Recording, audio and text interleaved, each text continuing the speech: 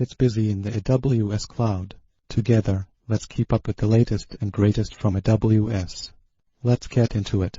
With playback restriction policies in Amazon Interactive Video Service, you can now enable cross-origin resource sharing response headers and geo-blocking for IVS channels without having to implement token authorization.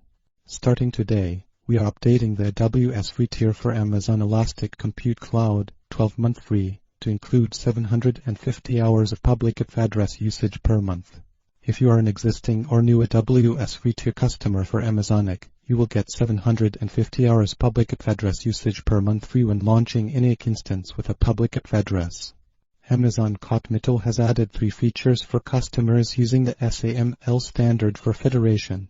Customers can use Amazon Cognito user pools to send signed SAML authentication requests, require encrypted responses from a SAML identity provider, and use identity provider-initiated single sign-on for SAML federation. Amazon Managed Blockchain Query, which provides serverless access to multi-blockchain datasets, now delivers non-finalized blockchain transactions. This enables applications to quickly respond to the most recent events on the blockchain, including events from internal transactions. Today, we would like to announce expansion of AWS mainframe modernization service to 2 additional regions, Europe and Israel. Amazon Recognition Content Moderation is a machine learning-based feature that can detect inappropriate, unwanted, and offensive content. Today, Amazon Recognition has launched an enhanced machine learning model for content moderation for images. This update adds new labels, improves model accuracy, and introduces the new capability to identify animated and illustrated content. Today, we are excited to launch the ability for Amazon monitoring customers to use a static IP to commission their devices.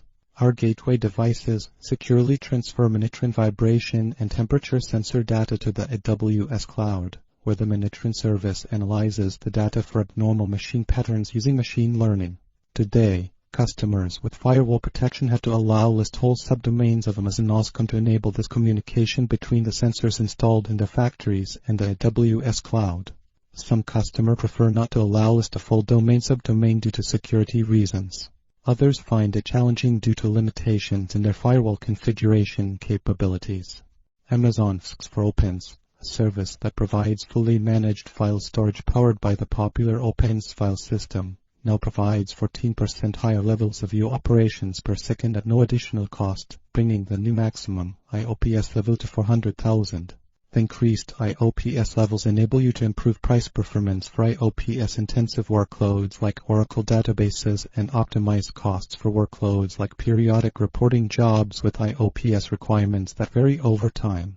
Today, AWS announced the general availability of Windows support for Finch, an open-source command line tool that allows developers to build, run, and publish Linux containers on Windows and macOS.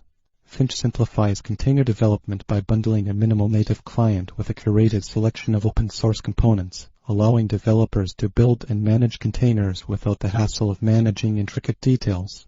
Today, Amazon Web Services announces that Amazon Elastic Compute Cloud Capacity Blocks for ML now supports instances in the US East region and instances in the US East and US West regions. You can use capacity blocks to reserve highly sought-after GPU instances in Amazonic Ultra clusters for a future date for the amount of time that you need to run your machine learning workloads.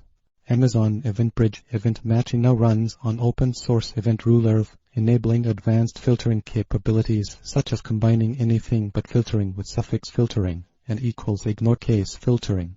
For example, you can now match against values that don't end with a specific file type such as open or JPEG. You can also combine prefix filtering and suffix filtering with equals ignore case filtering. If you enjoyed this video, please give it a thumbs up and subscribe to the channel for more and hit the bell icon to be notified as soon as we upload. Please leave a comment if you have any thoughts or suggestions, and if you think this video is worth sharing with someone who could benefit from it, please forward a link to them. See you next time. Thanks for watching.